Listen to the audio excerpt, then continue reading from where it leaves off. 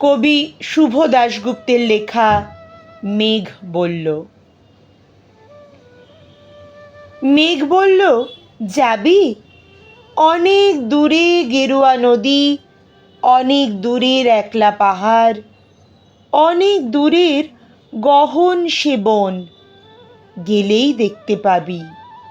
যাবি? জানলা দিয়ে মুখ ঝুঁকিয়ে বলল সে মেঘ, যাবি? আমার সঙ্গে যাবি? দিন ফুরিয়ে রাত ঘনাবে, রাত্রি গিয়ে সকাল হবে, নীল আকাশে উড়বে পাখি, গেলেই দেখতে পাবি। যাবি? শ্রাবণ মাসের একলা দুপুর, মেঘ বলল, যাবি? আমার সঙ্গে যাবি? কেমন করে যাব রে মেঘ, কেমন করে যাব? নিয়ম বাঁধা জীবন আমার, নিয়ম ঘেরা এধার ওধার। কেমন করে নিয়ম ভেঙে এ জীবন হারাবো? কেমন করে যাব রে মেঘ, কেমন করে যাব?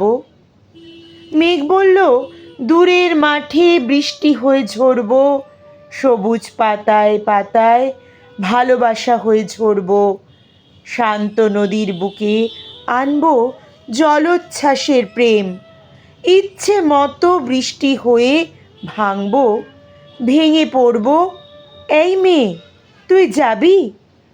আমার সঙ্গে যাবি?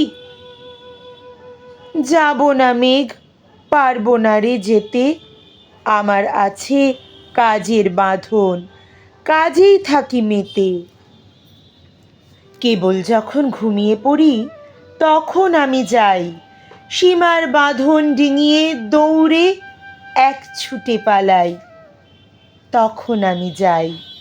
স্বপ্নে আমার গেরুয়া নদী, স্বপ্নে আমার সুনীল আকাশ, স্বপ্নে আমার দূরের পাহাড়, সব কিছুকে পাই।